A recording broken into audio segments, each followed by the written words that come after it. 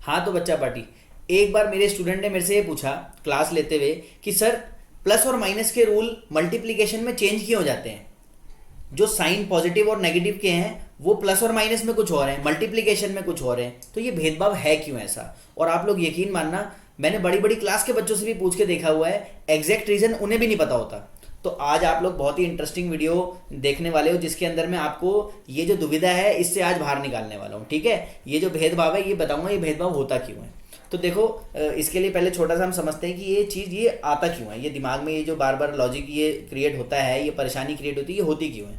तो देखो जरा क्या होता है बेटा कि -4 है, मान लो अब हम प्लस माइनस में देखते हैं कैसे करते हैं। -4 को -3, अगर मैं +3 से सॉल्व करता हूँ तो -1 आ जाएगा, है ना, देख पा रहे हो आप यहाँ पर ऐसे ही होता है, इतना तो हम सबको पता ही है। अच्छा, फिर अगर मैं उसी 3 को माइनस का कर दूं, 4 को प्लस का कर दूं तो आंसर पॉजिटिव हो जाता है, साइन बड़े का आता है, हमने ऐसा पढ़ा हुआ है। ठीक है, और मेरी और भी वीडियोस हैं जिसमें मैंने बता रखा है कि ये साइन बड़े का एक्चुअल में आता क्यों है। ठीक है, तो मैं आप सभी से कहता हूं कि हर लॉजिक के पूछे जो हमेशा पूछा करो कि वाई ऐसा हुआ क्यों, क्योंकि मैथमेटिक्स जो है ना एक एब्स्ट्रैक्ट कॉन्सेप्ट है, दिमाग के अंदर सोचना है, इमेजिन करना है उसको। तो आप लोग बार बार इसको अगर बिल्कुल लॉजिक्स को लगा के साथ साथ समझोगे ना तो बिल्कुल भी आपको मैथमेटिक्स मुश्किल नहीं लगने वाला है। ओके, तो देखो अब अगर मान लीजिए अब देखो दोनों नंबर माइनस के हैं तो फिर आ जाएगा, अब जो आंसर आएगा दोनों प्लस हो जाएंगे और आंसर आएगा नेगेटिव में।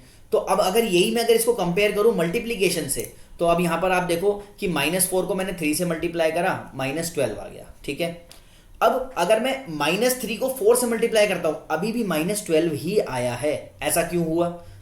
साइन छोटे बड़े का क्यों नहीं देखा हमने यहां पर, मल्टीप्लीकेशन में ऐसा क्यों भेदभाव है? तो बच्चे इन बातों से बड़ा बेहोश रहते हैं, दिमाग में बेहोशी आ जाती है कि यार ऐसा क्यों हुआ। कॉन्सेप्ट अगर ऐसा कुछ समझ आ जाता, हमारी दुविधा का कोई समाधान दे देता तो बहुत बढ़िया था। तो वही समाधान लेके मैं आपके सामने आया हूँ। और देखो साथ साथ कि अगर दोनों नंबर माइनस के हैं तो आंसर पॉजिटिव आता है मल्टीप्लीकेशन में। तो ये जितनी भी बातें मैं कर रहा हूँ अब इसका आंसर मैं आपको देने वाला हूँ, ऐसा होता क्यों है। तो आगे बढ़ते हैं वीडियो में।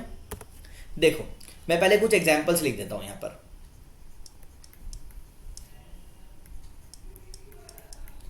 ठीक है, अब मान लीजिए मैं इसको यहां पर ऐसे लिख देता हूं। ओके, अब दोनों माइनस के ले लेते हैं हम लोग। देखो तो पहले छोटी सी अब एक बात समझेंगे बच्चों कि जो देखो एडिशन से ही आया हमारा मल्टीप्लिकेशन, जो मल्टीप्लिकेशन का कॉन्सेप्ट है वो एडिशन से ही निकल के आया है। जैसे अगर मान लीजिए मैंने बोला 2 × 2 तो इसका मतलब है प्लस जो है, प्लस वाला जो पॉजिटिव जो 2 है वो 2 बार है। तो अगर मान लीजिए मैं +2 और +2 लिख दूं तो आंसर क्या आएगा, आप लोग जानते हो, +4 आ जाएगा, है ना।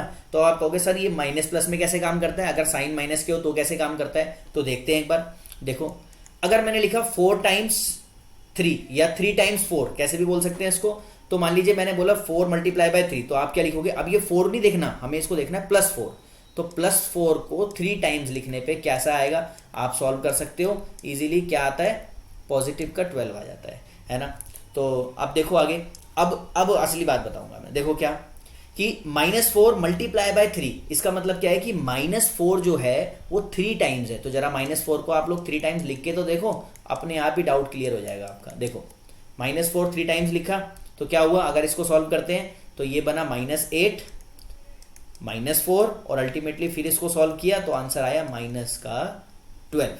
तो देखो अच्छा, अब अगर हम मान लीजिए माइनस का साइन शिफ्ट कर देते हैं, -3 को दे देते हैं माइनस का साइन और 4 को ऐसे लिख देते हैं, तब भी वही रहने वाला रिजल्ट। क्या माइनस, अब इसका मतलब क्या हो गया, -3 जो है वो 4 टाइम्स है। तो लीजिए -3 फिर -3 फिर -3, 4 टाइम्स लिखा, -3 को मैंने 4 टाइम लिख दिया। आप इसको सॉल्व करके देख सकते हो क्या आने वाला है आंसर,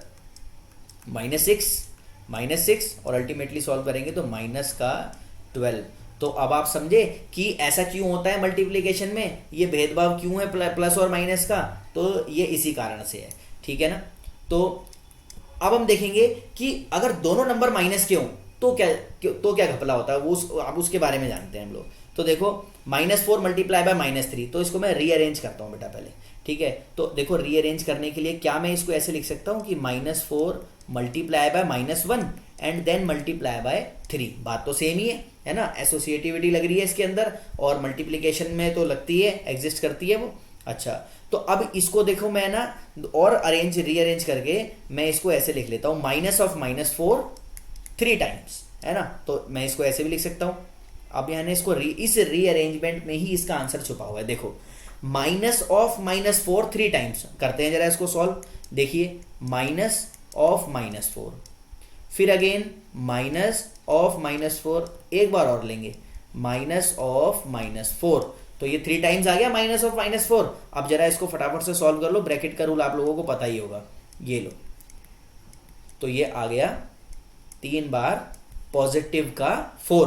तो देखो माइनस का साइन तो गायब ही हो गया। अब आप समझे मल्टीप्लीकेशन में अगर दोनों नंबर पॉजिटिव के अगर नेगेटिव भी होते हैं तब भी हमेशा जो हमारा आंसर है वो हमेशा पॉजिटिव में ही आएगा मल्टीप्लाई होने के बाद। तो ये उसके पीछे का कॉन्सेप्ट था। अब आप 4 को अगर 3 बार जोड़ोगे तो आपको पता ही है आंसर आ गया 12, मतलब पॉजिटिव का 12।